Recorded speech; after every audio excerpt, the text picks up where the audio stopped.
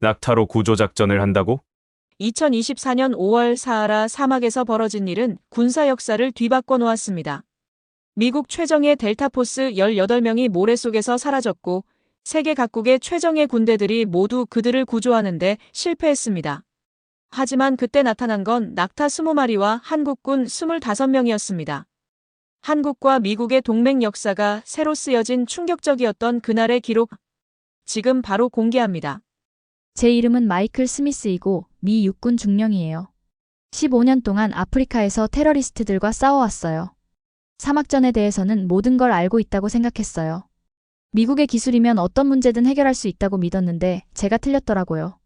전쟁에 대해 제가 알고 있다고 생각했던 모든 것을 바꿔놓은 그날은 바로 2024년 5월 14일이었어요. 저는 모로코 카사블랑카에 있는 지휘소에 앉아 있었거든요.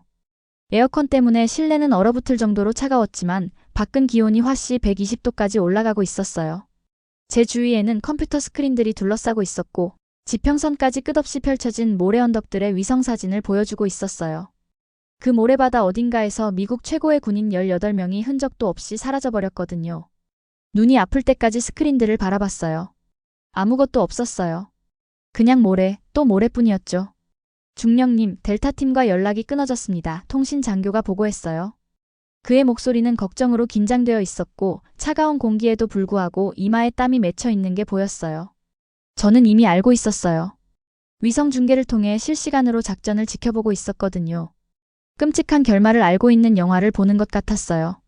윌리엄 블레이크 대령과 그의 델타포스 팀은 리비아 국경 근처 테러리스트 캠프에서 인질 5명을 성공적으로 구출했어요. 완벽한 작전이 될 수도 있었어요. 테러리스트 12명 사살, 미군 사상자 제로. 완벽한 작전이 될 수도 있었어요. 빠르게 들어가서 인질들을 데리고 깔끔하게 나오는 것. 간단하고 효율적인, 저희가 수백 번 해봤던 일이었거든요. 그런데 폭풍이 왔어요. 저도 모래폭풍은 본 적이 있지만 이건 정말 괴물이었어요. 위성 사진을 보니 폭 200km, 높이 3km의 모래벽이 있었거든요. 사막을 가로질러 굴러오는 갈색 쓰나미 같았어요. 시속 120km로 움직이면서 블레이크의 위치를 향해 곧장 오고 있었어요. 정확히 15분 후에 그들을 덮칠 예정이었어요. 블레이크, 지금 당장 움직여야 해. 저는 무전기에 대고 소리쳤어요. 엄청난 폭풍이 접근하고 있어. 즉시 철수 지점으로 가. 알겠습니다. 철수 지점으로 이동하겠습니다. 지직거리는 잡음 사이로 블레이크의 차분한 목소리가 들려왔어요. 그게 제가 그의 목소리를 들은 마지막이었어요. 저는 속수무책으로 그들의 차량 2대가 유사지대라고 불리는 곳에 갇히는 걸 지켜봤어요. 모래가 액체처럼 움직이는 지역이었거든요. 첫 번째 차량은 30초도 안 되어 완전히 가라앉았어요. 존재한 적이 없었던 것처럼 그냥 사라져버렸어요. 두 번째 차량이 도우려다가 역시 갇혀버렸고 바퀴는 헛돌면서 천천히 기울어지며 가라앉았어요. 그러고 나서 거대한 갈색 주먹처럼 폭풍이 몰아쳤고 저희가 가진 모든 카메라, 모든 센서, 모든 기술 장비를 막는 바람과 모래벽 뒤로 모든 게 사라져버렸어요. 6시간 후 폭풍이 마침내 지나갔을 때 아무것도 남아있지 않았어요. 차량도 없고 군인들도 없고 장비도 없었어요. 그냥 제 부하들이 있던 자리에 모래 속에 거대한 분화구만 있었어요. 마치 사막이 그들을 통째로 삼켜버린 것 같았어요. 저는 즉시 코드레드를 발령했어요. 저희의 긴급 구조 프로토콜이었거든요. 몇 분 안에 헬리콥터들이 하늘로 올라갔고 지상 구조팀들이 동원되었고 찾을 수 있는 모든 장비가 제 지역을 향해 출발했어요. 하지만 사하라 사막이 매번 저희를 막아섰어요. 유사지대 때문에 헬리콥터 착륙이 불가능했거든요. 로터에서 나오는 하강 기류가 모래를 더욱 불안정하게 만들었어요. 120도의 열기가 카메라 장비를 망가뜨렸고요. 작은 모래 입자들이 모든 곳에 들어가서 기계를 막고 전자장비를 고장나게 했어요. 폭풍으로 인해 아직 공기 중에 남아있는 정전기 때문에 GPS 신호도 엉망이 되었고요. 그때 모든 희망을 잃었다고 생각하는 순간에 제 심장을 뛰게 만드는 걸 포착했어요. 톡톡톡, 톡, 톡톡톡. 모스 부호였어요. 모래 아래 어딘가에서 오고 있었거든요. 생존자 15명. 물이 떨어져 간다. 제 통신 장교가 흥분한 목소리로 번역했어요. 15명이 아직 살아있다고요? 가슴속에서 희망의 불꽃이 타오르는 걸 느꼈어요. 하지만 일기예보가 그 희망을 빠르게 꺾어버렸어요. 72시간 후에 몰아칠 예정이었고 기상학자들은 첫 번째보다 더 강할 거라고 했어요.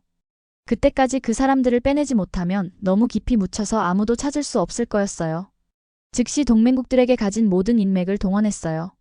프랑스 외인 부대가 먼저 시도했어요. 이 사람들은 1세기 넘게 사하라에서 싸워왔거든요. 누구든 사막을 다룰 수 있다면 바로 그들이었어요. 하지만 불안정한 유사지대를 한번 보고는 지휘관이 고개를 저었어요. 너무 불안정합니다. 그들의 지휘관이 말했어요. 당신 부하들을 구하려다가 저희가 더 많은 병력을 잃을 겁니다. 다음은 영국 SAS였어요. 최고의 군인 24명이 최첨단 야간 투시경, 군용 GPS 장치, 특수 사막용 오토바이와 함께 투입되었어요. 하지만 그 지역 사막의 뭔가가 모든 항법 장비를 교란시키는 강력한 자기장을 만들어냈어요. 어둠 속에서 완전히 길을 잃었고 연료가 부족해져서 철수해야 했어요. 이스라엘은 정찰용 드론 12대와 중량물 운반용 보급 드론 2대를 보냈어요. 그들의 기술은 세계 최고라고 여겨졌거든요. 하지만 잔혹한 사막의 열기와 격렬한 상승기류가 대부분의 드론을 모래 속으로 추락시켰어요. 살아남은 몇 대도 비행고도에서는 바위와 사람을 구별할 수 없었어요. 독일은 사막 전용으로 특별히 설계된 최신 장갑차를 보냈어요. 캐나다는 최고의 수색 구조견들을 공수했고요. 호주는 유사 위를 떠다닐 수 있다는 실험적인 호버크래프트까지 보냈어요. 하지만 모든 시도가 실패했어요. 사하라가 그들 모두를 이겨버렸거든요. 60시간이 지나자 희미한 모스 부호 신호는 생존자가 11명만 남았다고 했어요. 그러더니 7명이 되었고요. 모래시계의 모래처럼 시간이 흘러가고 있었고 떨어지는 모래알 하나하나가 또 다른 미군 병사의 죽음을 의미할 수도 있었어요. 그때 정보 장교가 지휘소로 들어와서 저를 크게 웃게 만드는 메시지를 가져왔어요. 행복한 웃음이 아니라 익사하고 있는데 누군가 종이 구명조끼를 던져주었을 때 나오는 그런 쓰라리고 절망적인 웃음이었어요. 중령님, 한국 국방부에서 구조작전에 도움을 주겠다고 제안했습니다. 정말 폭소를 터뜨렸어요. 한국이요? 프랑스 외인 부대도 감당하지 못한 일을 한국이 뭘 할 수 있다는 거죠? 영국 SAS도 모르는 잔혹한 사막전을 그들이 안다는 건가요? 한국 군인들이 거대한 모래 언덕을 스마트폰으로 찾아다니거나 낙타들이 사용할 와이파이 핫스팟을 설치하는 모습이 머릿속에 그려졌어요. 하지만 제 군인들이 죽어가고 있는 곳에 빈 모래만 보여주는 위성사진들을 바라보면서 제 배를 돌처럼 떨어뜨리는 뭔가를 깨달았어요. 다른 모든 선택지가 실패했다는 거였어요. 세계 최고의 군사력들이 시도해봤지만 모두 실패했어요. 24시간도 안 되어서 용감한 미군 7명이 그 지옥 같은 사막에서 혼자 죽게 될 거였어요. 누군가 아무나 기적을 일으키지 않는 한 말이에요. 다른 선택의 여지가 없었어요. 한국인들에게 승낙한다고 전에 조용히 말했어요. 이 절망적인 결정이 전쟁에 대해, 기술에 대해, 동맹에 대해, 그리고 가장 중요하게는 저 자신에 대해 제가 믿고 있던 모든 것을 바꿔놓을 거라는 걸 전혀 몰랐어요. 한국팀이 8시간 후에 도착했어요. 첨단 장비를 가진 소규모 팀을 예상했었거든요. 아마 멋진 드론이나 위성 장비 같은 것들 말이에요. 그런데 몇 주 동안 흙을 파고 있었던 것 같은 군인 25명이 왔어요. 솔직히 말해서 첫인상은 실망스러웠어요. 저는 뭔가 SF 영화에서 나올 법한 장면을 기대했거든요. 반짝이는 로봇이나 홀로그램 디스플레이 아니면 최소한 제가 본 적 없는 신비로운 장비라도 말이에요. 하지만 내린 사람들은 그냥 평범한 군인들 같았어요. 아니, 평범하다기보다는 오히려 투박해 보였어요. 마치 농부들이 군복을 입은 것 같다고 할까요? 그들의 움직임은 뭔가 달랐어요. 급하지 않았거든요. 주변을 둘러보며 천천히 마치 모든 걸 기록하고 있는 것처럼 움직였어요. 그들의 리더는 박한결 대령이었어요. 50대 중반의 짧은 검은 머리, 수년간 야외 활동으로 그을린 피부를 가지고 있었어요. 군복은 깨끗했지만 실용적이었죠. 방문하는 장군들에게 좋은 인상을 주려고 입는 그런 게 아니라요. 그가 제 브리핑룸으로 들어올 때 진짜 전투를 경험해본 사람의 차분한 자신감으로 움직였어요. 박 대령이 제 손을 잡고 악수할 때 그의 손바닥이 굳은 살로 가득하다는 걸 느꼈어요. 사무실에서만 일하는 장교의 손이 아니었거든요. 그의 눈은 제 얼굴을 스캔하듯 바라봤는데 판단하는 것 같지는 않았어요. 오히려 뭔가를 이해하려고 하는 것 같았어요. 그때까지만 해도 저는 이 모든 게 시간 낭비라고 생각하고 있었어요. 하지만 뭔가가 그를 믿게 만들었어요. 아마 그의 침착함이었을 거예요. 15년 동안 사막에서 싸워온 저보다도 더 확신에 차 있어 보였거든요. 놀라웠던 건 그의 첫 번째 질문이었어요. 저희 위성 데이터나 장비 고장에 대해서 묻지 않았어요. 지도나 기상 보고서를 보고 싶어 하지도 않았고요. 스미스 대령님, 이 지역에 베두인 부족들이 있나요? 그가 물었어요. 저는 눈을 깜빡였어요. 베두인 부족이요? 있긴 하지만 저희 부하들이 갇힌 극한 지역에는 보통 들어가지 않아요. 사실 베두인들은 저희에게 골칫거리였어요.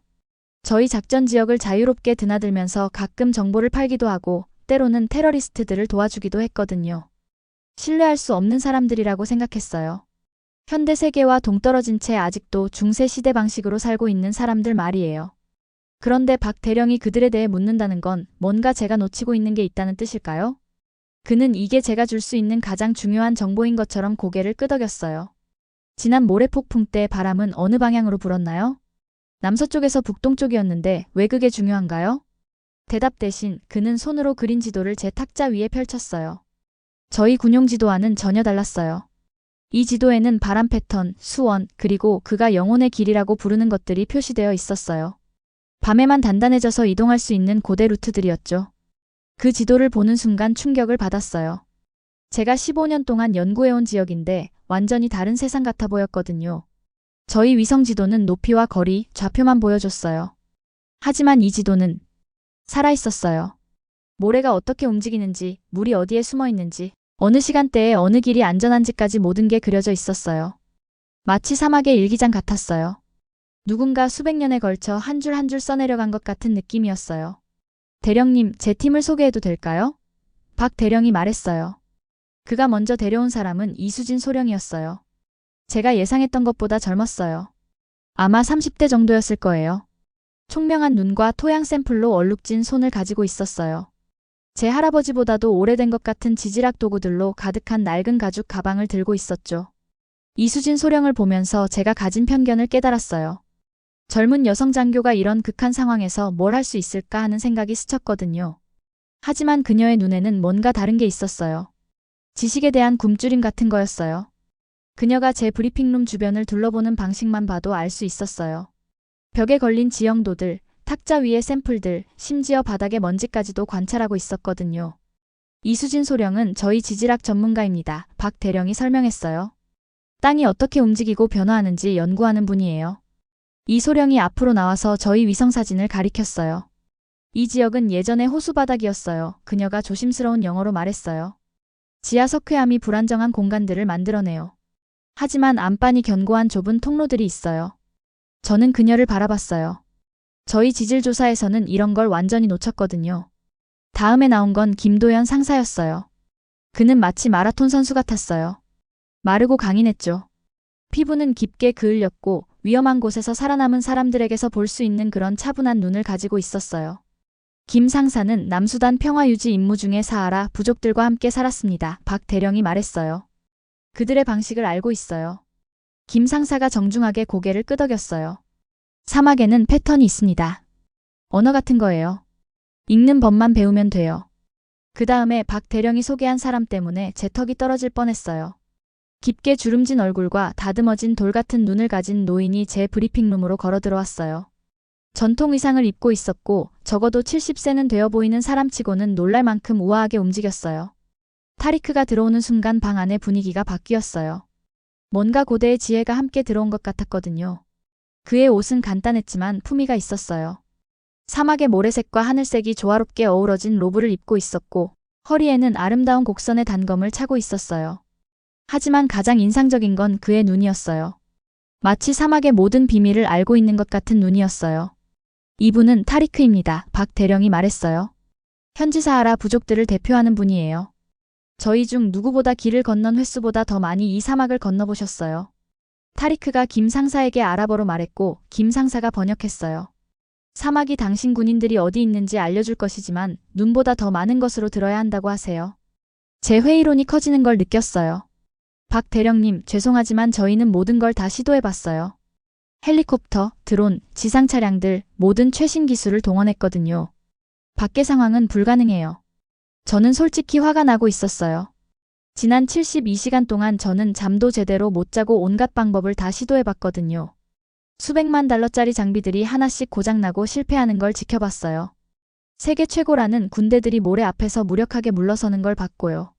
그런데 이제 와서 70세 노인과 낙타로 뭘 하겠다는 건지 이해할 수 없었어요. 박 대령이 미소를 지었어요. 조롱하는 방식이 아니라 중요한 뭔가를 설명하려는 선생님의 참을성 있는 미소였어요. 스미스 대령님, 당신의 첨단 기술 중에서 물 없이 3일을 버틸 수 있는 게 몇 개나 되나요? 하나도 없지만 GPS가 안 될 때 별을 보고 길을 찾을 수 있는 건 몇 개나 되죠? 없어요. 당신 차량들을 삼켜버릴 모래 위에서 부상자를 업고 갈 수 있는 건 몇 개나 되나요?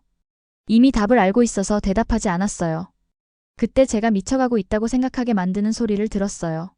건물 밖에서 누군가 큰 소리로 끙끙거리며 코를 킁킁거리고 있었거든요. 창밖을 내다보다가 거의 넘어질 뻔했어요. 수송기에서 낙타 20마리를 내리고 있었어요. 진짜 낙타 20마리요. 2024년의 말이에요. 군사 구조 작전을 위해서요. 제 눈을 의심했어요. 꿈을 꾸는 건 아닐까 싶었거든요. 하지만 창밖의 광경은 너무나 현실적이었어요. 거대한 동물들이 하나둘씩 수송기에서 내려오고 있었고, 저희 기지 직원들이 놀란 표정으로 그걸 지켜보고 있었어요. 몇몇은 휴대폰으로 사진을 찍고 있었고, 어떤 이는 그냥 멍하니 서 있었어요. 이 사막의 배들이 화물칸 경사로를 따라 내려오는 걸 봤어요. 긴 목을 흔들며 커다란 발로 활주로를 조용히 밟고 있었어요. 각 낙타의 옆구리에는 보급품들이 묶여 있었어요. 물통, 의료장비, 그리고 전통적인 사막 생존 장비 같은 것들이요. 정말 진심이시군요. 제가 박 대령보다는 저 자신에게 하는 말이었어요. 스미스 대령님, 박 대령이 조용히 말했어요. 여러분은 첨단 기술로 사막을 굴복시키려 했기에 패배한 겁니다. 우리는 사막이 허락하는 길로 갈 것입니다. 그 순간 뭔가 제 마음속에서 바뀌었어요. 아마 절망감이었을 거예요. 아니면 마지막 희망에 대한 간절함이었을 수도 있고요. 저는 그를 바라봤어요. 15년간의 현대전 경험 후에 누군가 제 문제에 대한 해결책이 기록된 역사보다도 오래된 것이라고 말하고 있었거든요. 언제 출발할 수 있나요? 제가 물었어요. 지금 당장이라도 준비됐습니다. 박 대령이 답했어요. 하지만 밤에 갈 거예요. 모래가 단단해지고 별들이 길을 안내해 줄 때 말이에요. 이 예상치 못한 팀을 바라보면서 말이에요. 흙이 묻은 손으로 땅의 비밀을 읽는 지질학자, 부족의 지혜를 듣는 상사, 사막의 언어를 아는 노인, 그리고 수천 년 된 방법을 믿는 지휘관. 이들을 바라보며 저는 깨달았습니다. 이것이 천재성인지 광기인지를. 아마 둘 다일 거예요. 하지만 위성 피드에서 또 다른 생명 신호가 꺼지는 걸 보면서 저는 뭐든 시도해야 한다는 걸 알았어요. 낙타라도 말이에요. 오후 8시에 한국 군인 25명과 낙타 20마리가 까만 사막 속으로 사라지는 걸 지켜봤어요. 위성 피드로 보니까 끝없는 어두운 바다를 가로질러 움직이는 작은 빛나는 점들 같았어요. 제 부하들의 마지막 희망이 확실한 죽음 속으로 걸어 들어가는 걸 보는 것 같았거든요. 첫 번째 시험은 그들이 출발한 지 불과 2시간 만에 왔어요. 중령님, 한국팀이 계획된 경로에서 벗어났습니다. 통신 장교가 보고했어요. 계획 루트에서 3km나 이탈했어요. 제 마음이 쿵 떨어졌어요. 벌써 길을 잃은 건가요? 무전기를 잡았어요. 박 대령, 계획된 경로에서 벗어나고 있어. 즉시 항로를 수정하길 권한다. 박 대령의 목소리가 차분하고 안정적으로 돌아왔어요. 알겠습니다, 스미스 대령님. 이수진 소령의 지질 데이터를 따르고 있습니다. 여기 더 안전한 통로가 있어요. 위성 화면을 바라봤어요. 제 지도에서는 그들이 향하고 있는 지역이 다른 곳과 똑같아 보였어요. 그냥 모래뿐이었거든요. 하지만 이 소령은 제 비싼 지질 조사에서 놓친 뭔가를 찾아낸 거였어요. 그리고 나서야 그들이 왜 경로를 바꿨는지 알게 됐어요. 기상 레이더가 제가 계획한 루트를 따라갔다면 정확히 그들이 있었을 곳에 또 다른 모래 폭풍이 형성되고 있다는 걸 보여줬거든요. 그 이탈은 실수가 아니었어요. 그들의 목숨을 구할 거였어요. 제가 단순한 구조작전을 보고 있는 게 아니라는 걸 깨닫기 시작했어요. 교육을 받고 있었던 거예요. 두 번째 시험은 자정에 왔어요. 한국팀이 이수진 소령이 찾아낸 유일한 길, 그 좁은 통로에 도착했습니다. 그녀가 고대 호수바닥 지층에서 찾아낸 유사지대를 통과하는 복도였거든요. 제 열감지 영상으로는 불가능해 보였어요. 늪 위에 펼쳐진 줄타기 줄 위를 걷는 것 같았어요. 저기로는 절대 통과할 수 없을 거야. 제 정보 장교가 속삭였어요. 어떤 곳은 폭이 30cm밖에 안 돼. 하지만 낙타들이 보이지 않는 고속도로를 따라가는 것처럼 그 통로를 지나가는 걸 보고 놀라움에 빠졌어요. 이 동물들은 땅이 단단한 곳을 정확히 감지하는 것 같았어요. 크고 두툼한 발이 무게를 완벽하게 분산시켜서 액체 모래 속으로 표면이 깨져 들어가는 일이 없었어요. 한국 군인들은 낙타들 뒤에서 일렬로 움직였어요. 각자 앞사람의 발자국을 정확히 밟으면서요. 낭비되는 동작도 없고 패닉도 없었어요. 그냥 저희 장갑차들을 통째로 삼켜버린 지형을 통과하는 꾸준하고 체계적인 진전이었어요. 그 다음에 세 번째 시험이 닥쳤어요. 제 믿음을 거의 완전히 무너뜨릴 뻔한 시험이요. 새벽 2시에 레이더 조작수가 외쳤어요. 중령님, 정체불명 항공기를 포착했습니다. 정찰용 드론 같아 보여요. 테러리스트 정찰병들이었어요. 구조팀을 발견한 거죠. 몇 분 안에 더 많은 접촉 신호들이 제 화면에 나타났어요. 그 지역 전체에서 차량 엔진들이 시동을 걸고 있었어요. 적들이 동원되고 있었어요. 아마 한국인들이 제 군인들과 함께 돌아올 때 매복 공격을 계획하고 있을 거였어요. 박 대령, 제가 급하게 무전을 쳤어요. 적들이 와 있어. 여러 적대 세력이 당신 지역으로 집결하고 있어. 즉시 철수를 권한다. 거부합니다. 스미스 대령님. 지금 작전을 포기하기엔 너무 가까이 왔어요. 하지만 당신들이 돌아올 때 기다리고 있을 거야. 박 대령의 대답이 저를 놀라게 했어요. 그에 대한 계획이 있습니다. 계획이요? 차량과 무기를 가진 80명의 테러리스트들을 상대로 낙타를 타고 이동하면서 어떤 계획이 통할 수 있을까요? 네 번째 시험은 새벽 직전에 왔어요. 제 통신 조작수가 갑자기 몸을 곧게 펴고 앉았어요. 중령님, 모스 부호 신호를 다시 포착했습니다. 아주 약하지만 확실히 저희 부하들이에요. 그의 어깨 너머로 몸을 기울여서 스피커를 통해 들려오는 약한 타타타 소리를 들었어요. 톡톡톡, 톡, 톡톡톡. 가까이 있어요. 조작수가 말했어요. 한국팀 위치에서 아마 500m 정도. 하지만 500m는 5000m나 마찬가지였어요. 생존자들은 유사지대 한가운데 있었거든요. 낙타보다 무거운 모든 것을 삼켜버릴 수 있는 액체 모래로 완전히 둘러싸여 있었어요. 이 소령과 김 상사가 함께 일하는 걸 봤어요. 휴대용 지하 탐지 장치를 사용해서 지하 암석 구조를 그리고 있었어요. 모래 아래 숨겨진 돌다리 같은 좁은 띠로만 존재하는 단단한 통로들을 찾고 있었거든요. 그때 제 숨을 멈추게 하는 장면을 봤어요. 이 소령이 유사지대 가장자리에서 배를 바닥에 대고 누워서 귀를 땅에 대고 있었어요. 그 자세로 10분 동안 완전히 움직이지 않고 있었어요. 제 수백만 달러짜리 장비로도 감지할 수 없는 진동을 듣고 있었던 거예요. 그녀가 일어나서 다른 곳과 똑같아 보이는 한 지점을 가리켰어요. 저기요, 박 대령에게 말했어요. 저기 있어요. 어떻게 그걸 알 수 있을까요? 하지만 어쨌든 그녀가 맞았어요. 모스 부호 신호가 정확히 그녀가 가리킨 곳에서 나오고 있었거든요. 다섯 번째 시험은 그들을 빼내는 것이었어요. 한국 군인들이 낙타 안장과 가죽끈으로 즉석 들것을 만드는 걸 봤어요. 헬리콥터도 없고 기계식 승강 장비도 없고 첨단 추출 장비도 없었어요. 그냥 밧줄, 가죽, 그리고 인간의 힘뿐이었어요. 박 대령이 부하들을 2인 1조로 조직했어요. 각 팀이 생존자 한 명씩을 그 좁은 통로를 통해 운반하는 거였어요. 낙타 발자국을 조심스럽게 밟으면서 몇 초 만에 그들 모두를 죽일 수 있는 지형을 한 발씩 움직이면서요.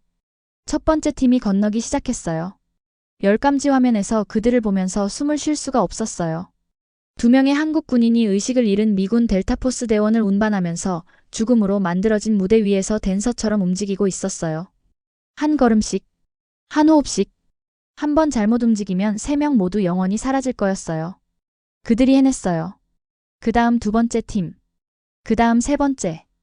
해가 뜰 때까지 생존자 7명 모두가 단단한 땅 위에 있었어요. 위성피드를 통해 이 소령이 지질 장비를 사용해서 지하 수원을 찾는 걸 봤어요. 생존자들은 탈수 상태였고 거의 의식을 잃었지만 살아있었어요. 제 통신 장교가 울고 있었어요. 그럴 만했어요. 하지만 가장 큰 시험이 아직 남아있었어요. 한국팀이 돌아갈 준비를 하고 있을 때 제 레이더가 크리스마스 트리처럼 불이 켜졌어요. 사방에 차량들이 있었어요. 테러리스트들은 더 이상 매복 공격만 계획하는 게 아니었어요. 전체 지역을 포위하고 있었거든요. 트럭과 무기, 그리고 현지 지식을 가진 80명의 전투원대 한국 군인 25명, 부상당한 미군 7명, 낙타 20마리, 그리고 나이든 부족 안내자 1명. 현명한 건 공습을 요청하는 거였어요. 반경 5km의 모든 걸 폭파하고 나중에 정리하는 거요. 하지만 타리크와 그의 부족민들도 거기 있었어요. 저희를 도우려고 목숨을 걸었던 무고한 민간인들이요. 박 대령, 제가 무전을 쳤어요. 완전히 포위됐어. 항공 지원을 받아야 해. 항공 지원은 거부합니다. 스미스 대령님. 그곳에는 우리가 지켜야 할 사람들이 있습니다. 그럼 어떻게 빠져나올 계획이야? 박 대령의 대답이 그가 미쳤다고 생각하게 만들었어요. 그들을 무력화시킬 겁니다. 무력화요? 무기도 없이 어떻게 80명의 테러리스트들을 상대한다는 겁니까? 그때 김 상사가 그들의 계획을 설명했고 제가 역사상 가장 파격적인 군사 작전을 목격하려고 한다는 걸 깨달았어요. 그들은 적의 물 공급원에 강력한 설사약을 넣을 계획이었어요. 탈수가 죽음을 의미하는 사하라 사막 한가운데서 80명의 테러리스트들에게 그들 인생 최악의 복통을 선사하려고 했던 거예요. 완전히 미친 일이었어요. 동시에 천재적이기도 했고요. 위성 화면을 통해 한국팀이 새벽 3시 30분에 생존자들에게 도착하는 걸 봤어요. 모든 첨단 기술이 실패한 후에 모래 감옥 같은 곳에서 델타포스 군인 7명이 끌려 나오는 걸 보는 건 기적을 목격하는 것 같았어요. 생존자들의 상태는 끔찍했어요. 3명은 의식을 잃었고요. 나머지는 고개를 들기도 힘들어했어요. 화장실만한 공간에 60시간 넘게 갇혀 있었거든요. 움직일 때마다 변하는 유사에 둘러싸인 채로요. 열감지 영상을 통해 이수진 소령이 유사지대 가장자리로 기어가는 걸 봤어요. 어떤 금속 도구를 땅에 대고 패턴을 맞춰 두드렸어요. 아래에서 오는 약한 모스 부호 신호가 더 강해졌어요. 응답하고 있어요. 제 통신 장교가 흥분한 목소리로 말했어요. 생존자들이 다시 두드리고 있어요. 하지만 그들을 빼내는 게 가장 어려운 부분이었어요. 그들이 갇힌 공간은 모래 우물바닥에 있는 것 같았거든요. 한번 잘못 움직이면 구조팀도 같이 빠질 수 있었어요. 그때 한국 군인들이 어떤 군사교범에서도 본 적 없는 일을 하는 걸 봤어요. 낙타 안장을 분해해서 가죽끈들을 꼬아서 밧줄을 만들고 있었거든요. 생사가 걸린 상황 한가운데서 낙타 장비로 구조 장비를 만들고 있었어요. 김 상사가 즉석에서 만든 밧줄을 사용해서 유사지대로 내려갔어요. 그가 천천히 모래 속으로 가라앉으면서 자신의 체중을 이용해 생존자들에게 갈 안정적인 길을 만드는 걸 보면서 숨을 참았어요. 그가 먼저 끌어올린 군인은 블레이크였어요. 제 델타포스 지휘관이었거든요. 흐릿한 위성 영상을 통해서도 블레이크가 거의 의식을 잃은 상태라는 걸 알 수 있었어요. 김 상사가 그를 등에 묶고 밧줄을 한 손씩 잡아당기며 올라오고 있었어요. 하지만 가장 충격적인 건 구조 기법이 아니었어요. 응급 의료 처치에 사용한 것이었어요. 링거액 대신에 생존자들에게 낙타젖을 줬거든요. 낙타젖이요. 심한 탈수 중에 군사작전에서요. 무전기를 잡았어요. 박 대령, 낙타젖이 확실한가? 적절한 의료 보급품을 투하해 줄 수 있는데. 저희를 믿어주세요. 스미스 대령님. 박 대령이 답했어요. 낙타젖은 완벽한 전해질 균형을 가지고 있어요. 사람 체온과 같은 온도고요. 이 사람들에게 지금 필요한 거예요. 의식을 잃었던 군인들이 몇 분 안에 반응을 보이기 시작하는 걸 놀라며 봤어요. 블레이크가 실제로 눈을 뜨고 일어나려고 했거든요. 낙타젖이 저희 의료키트에 있는 그 어떤 것보다 더 잘 작용하고 있었어요. 새벽 5시까지 생존자 7명 모두 유사지대에서 나왔어요. 하지만 아직 40km의 사막을 건너야 했고 제 레이더는 테러리스트 차량들이 그들을 포위하려고 움직이고 있다는 걸 보여줬어요. 그때 박 대령의 오아시스 작전 계획이 실행됐어요. 김 상사와 타리크가 어떻게든 밤사이에 테러리스트들의 주요 물 저장 구역을 찾아냈어요. 구조 작전이 진행되는 동안 부족 동맹들이 찾을 수 있는 모든 물통에 강력한 설사약을 넣고 있었던 거예요. 새벽 6시에 제 정보 장교가 테러리스트 그룹들의 무전 대화를 포착하기 시작했어요. 중령님, 이걸 믿기 힘드실 거예요. 그가 웃음을 참으려고 하면서 말했어요. 적들이 대규모 복통을 호소하고 있어요. 전투원 절반이 너무 아파서 싸울 수 없다고 해요. 물이 생명이고 탈수가 죽음을 의미하는 사하라 한가운데서 테러리스트 병력의 절반이 완전히 전투 불능 상태가 되었어요. 장 문제를 처리하느라 바빠서 차량을 운전하거나 무기를 안정적으로 잡을 수 없었거든요. 하지만 그날이 아직 끝나지 않았어요. 오전 8시에 아프지 않은 나머지 테러리스트들이 다시 공격을 시작했어요. 트럭을 탄 40명의 전투원이 한국 구조팀을 포위하려고 했어요. 그때 제가 아직도 완전히 믿을 수 없는 일을 목격했어요. 50명의 부족 전사들이 어디선가 나타나서 낙타를 전속력으로 타고 왔어요. 진짜 기병대 돌격이었어요. 2024년에요. 현대식 무기를 가진 테러리스트들을 상대로요. 그 광경은 믿기 힘들었어요. 이 사막 전사들은 낙타와 한 몸인 것처럼 움직였어요. 물처럼 모래를 가로질러 흘러가면서요. 세 방향에서 동시에 공격했어요. 지형과 땅에 대한 지식을 이용해서 테러리스트 차량들보다 앞서 나가면서요. 하지만 진짜 천재적인 건 이소령의 기상 예측이었어요. 북서쪽에서 모래 폭풍이 접근하고 있어요. 그녀가 박 대령에게 무전을 쳤어요. 12분 후에 저희 위치에 도착해요. 피하는 대신 박 대령은 접근하는 폭풍을 무기로 사용했어요. 한국팀은 바람이 모래를 테러리스트들의 얼굴로 직접 불어갈 수 있도록 위치를 잡았어요. 폭풍이 몰아쳤을 때 적들을 실명시키는 자연적인 연막을 만들어내면서 구조팀이 높은 곳으로 탈출할 수 있게 해줬어요. 위성으로 한국 군인들, 미군 생존자 7명, 낙타 20마리 그리고 그들의 부족 동맹들이 유령처럼 모래 폭풍 속으로 사라지는 걸 봤어요. 이미 복통으로 약해지고 기병대 공격으로 혼란에 빠진 테러리스트들은 눈을 멀게 하는 모래를 뚫고 그들을 따라갈 수 없었어요. 2시간 후 폭풍이 거쳤을 때 구조팀은 15km 떨어진 곳에서 저희 기지를 향해 꾸준히 이동하고 있었어요. 통신 시스템을 통해 블레이크의 약하지만 명확한 목소리를 들었어요. 스미스 대령님, 블레이크입니다. 생존자 7명 성공적으로 구출됐습니다. 한국팀이 저희 목숨을 구해줬습니다. 저는 의자에 등을 기대고 앉아서 위성 피드를 바라봤어요. 현대전에 대해 제가 알고 있다고 생각했던 모든 것이 방금 뒤집어졌거든요. 세계에서 가장 발달한 군사기술이 완전히 실패했어요.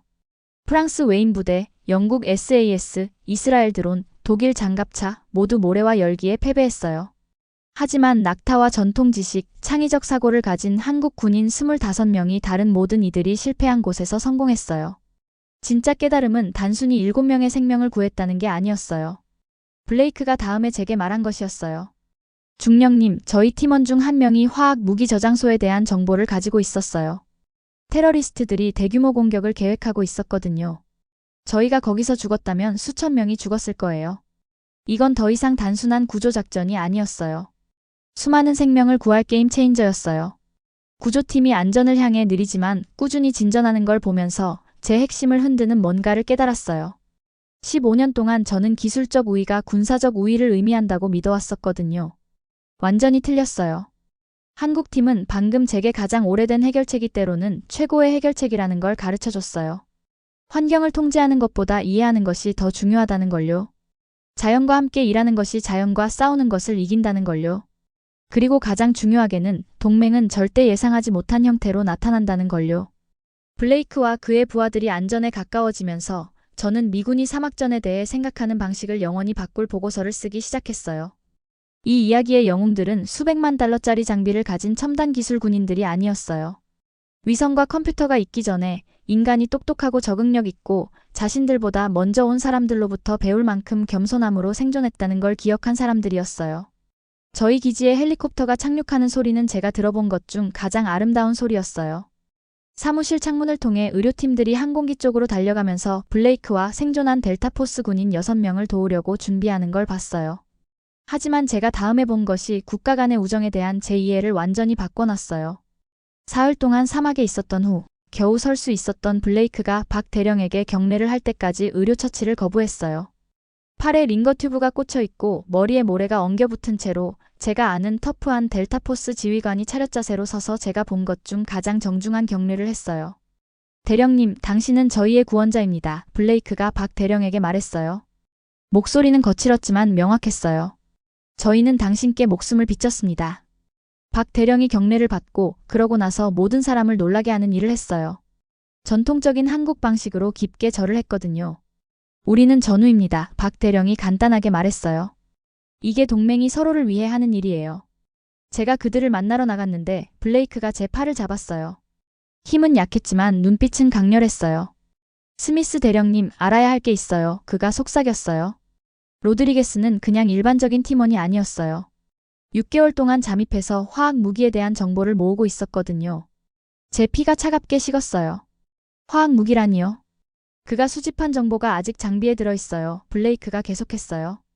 주요 저장소 3곳에 위치해요. 테러리스트들이 민간인 목표물 공격에 사용하려고 계획하고 있었어요. 수천 명이 죽을 뻔했어요. 들것에 실리고 있는 로드리게스를 바라봤어요. 이 조용한 군인이 대량 사상자를 막을 수 있는 정보를 가지고 있었던 거예요. 한국의 구조작전이 실패했다면 그 정보도 사막에서 그와 함께 죽었을 거였어요. 몇 시간 안에 정보팀들이 로드리게스의 데이터를 분석하고 있었어요. 그 정보는 3곳의 화학 무기 저장소에 대한 성공적인 급습으로 이어졌어요. 도시의 절반을 죽일 수 있는 독가스를 압수했거든요. 하지만 진짜 변화는 이제 막 시작되고 있었어요. 3주 후 저는 워싱턴 DC의 펜타곤 브리핑룸에 서서 미국의 군사 전략을 관장하는 장군들과 제독들에게 제 보고서를 발표하고 있었어요. 여러분, 제가 시작했어요. 사막전에 대해 우리가 알고 있다고 생각하는 모든 것이 틀렸습니다. 회의실이 조용해졌어요. 이분들은 기술적 우위를 믿으며 경력을 쌓아온 사람들이었거든요.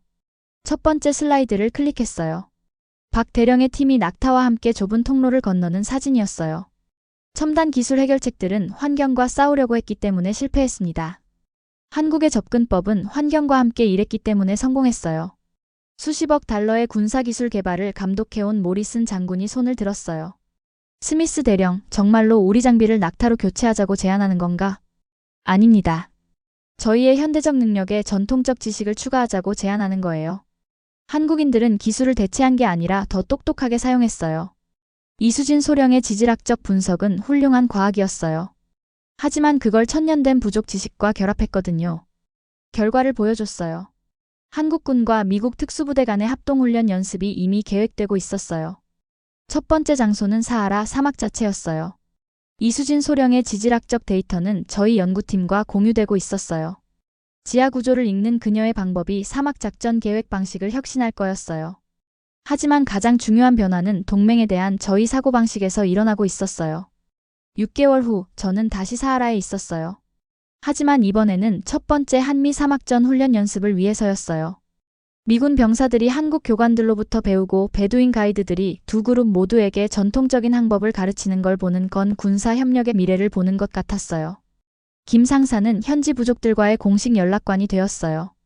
타리크와의 우정이 저희가 존재하는 줄도 몰랐던 문들을 열어줬거든요. 여러 세대에 걸쳐 발전한 부족 지식이 이제 문서화되어 군사계획가들과 공유되고 있었어요. 구조작전 후 타리크가 김 상사에게 준 상징적인 단검은 저희 사령부 전체에서 유명해졌어요. 그건 어떤 첨단 기기보다도 더 가치 있는 것을 대표했어요. 문화 간의 신뢰 말이에요. 훈련 연습 중에 젊은 미군 병사들이 바람 패턴과 별의 위치를 읽는 법을 배우는 걸 봤어요. 한국 부대가 저희 의무병들에게 사막 생존 기법을 가르치는 것도 봤고요. 가장 중요하게는 현지 부족 구성원들이 장애물이 아니라 파트너로서 연습에 참여하면서 예전의 적들이 친구가 되는 걸 봤어요. 어느 날 저녁 박 대령, 이소령, 김 상사, 타리크와 함께 모닥불 주위에 앉아서 제가 얼마나 변했는지 깨달았어요. 박 대령님, 제가 말했어요. 사과드려야 할 게 있어요. 처음에 오셨을 때 저희를 도울 수 있다고 생각하지 않았어요. 완전히 틀렸었어요. 박 대령이 불빛 속에서 미소를 지었어요. 스미스 대령님, 저희에게 증명할 기회를 주셨잖아요. 그것도 용기가 필요한 일이었어요. 타리크가 아랍어로 말했고 김 상사가 번역했어요. 사막이 우리 모두를 가르친다고 하세요. 미국인, 한국인, 베두인족, 우리는 모래를 마주할 때 모두 학생이라고요. 그 노인의 말이 맞았어요. 사막이 제 선생님이었어요. 지혜는 예상치 못한 곳에서 나오고 진짜 힘은 경쟁하는 것보다 함께 일하는 것에서 나온다는 걸 보여줬거든요. 1년 후 제 최종 보고서는 사관학교에서 필독서가 되었어요. 스미스 독트린은 군사계획에서 문화적 통합을 강조했어요. 미국이 극한 환경에서 군인들을 훈련시키는 방식을 바꿨거든요. 하지만 저에게는 개인적인 변화가 가장 중요했어요. 15년의 경험이 틀릴 수 있다는 걸 배웠어요. 편견이 해결책에 대해 눈을 멀게 한다는 것도요. 동맹이란 비슷한 무기를 가진 나라들만이 아니라 공유하는 가치를 위해 목숨을 걸 의지가 있는 사람들이라는 것도요. 가장 중요하게는 연결된 세상에서 군사적 우위에 대한 어제의 가정들이 내일의 치명적인 약점이 될 수 있다는 걸 배웠어요. 한국 구조팀은 단순히 미군 7명의 생명을 구한 게 아니었어요. 제 좁은 사고로부터 저를 구해줬어요. 오늘날 젊은 장교들이 리더십에 대해 물어보면 저는 박 대령과 그의 팀에 대해 말해줘요. 진정한 힘은 최고의 기술을 갖는 것이 아니라 다른 사람들로부터 배울 지혜와 틀렸을 때 인정할 겸손함을 갖는 것이라고 말해줘요. 사막이 제게 가르쳐준 건 어떤 군대에서든 가장 강력한 무기는 열린 마음이라는 거였어요. 그리고 때로는 힘을 보여주는 가장 좋은 방법은 낙타를 탄 누군가의 말을 듣는 것이라는 걸요. 이수진 소령은 이번 작전을 통해 수집한 지질 데이터를 미군과 공유했어요. 이 데이터는 앞으로 사하라 지역 작전에 혁명적인 변화를 가져올 거예요. 유사지대 예측, 지하 수맥 위치, 그리고 고대 통로들의 위치까지 수많은 생명을 구할 수 있을 거거든요. 작전이 끝난 후 저는 박한결 대령과 따로 이야기를 나눴어요. 어떻게 그런 결정들을 내릴 수 있었습니까? 낙타를 이용하고 고대 통로를 찾고. 그가 미소 지으며 답했어요. 전쟁의 기술은 계속 발전하지만 전쟁의 본질은 변하지 않습니다. 손자병법에 이런 말이 있죠. 적을 알고 나를 알면 백전불태라고. 우리는 사막을 적으로 보지 않고 이해하려 했을 뿐입니다. 하지만 위험을 감수하셨잖아요. 미군도 우리를 위해 목숨을 걸었습니다. 한국전쟁 때도 그 이후에도 계속요. 이번엔 우리가 보답할 차례였죠. 그의 말에 저는 가슴이 뜨거워졌어요. 동맹이란 바로 이런 것이구나 싶었거든요. 며칠 후 블레이크 대령이 제공한 정보로 테러 조직의 화학무기 저장고가 발견됐어요. 수톤에 달하는 치명적인 화학무기가 압수됐고 수많은 생명을 구할 수 있었죠. 이 작전의 성공은 미군의 사막전 교리에도 큰 영향을 미쳤어요. 첨단 기술 일변도에서 벗어나 현지 문화와 전통적 지혜를 활용하는 방향으로 변화하기 시작했거든요. 한 달 후 저는 특별한 소식을 들었어요. 한국군과 미군 특수부대 간의 합동훈련이 정례화되기로 했다는 거였어요. 그리고 그 첫 훈련 장소는 다름 아닌 사하라 사막이었죠. 김도연 상사는 베두인 부족과의 연락장교로 임명됐고 이수진 소령은 미군 지질 전문가들과 공동 연구를 시작했어요. 무엇보다 이번 사건은 한미동맹의 의미를 되새기게 했어요. 동맹이란 단순히 큰 나라가 작은 나라를 보호하는 게 아니라 서로의 강점으로 서로의 약점을 보완하는 관계라는 걸 보여준 거죠. 지금도 어딘가에서는 한국군과 미군이 함께 훈련하고 있을 거예요. 서로에게서 배우며 더 강한 동맹이 되어가고 있겠죠. 그리고 사하라 사막 어딘가에서는 타리크와 그의 부족이 밤하늘의 별을 보며 그날의 이야기를 전하고 있을 거예요. 동방에서 온 전사들이 불가능을 가능으로 만든 이야기를 말이에요. 오늘의 사연 어떠셨나요?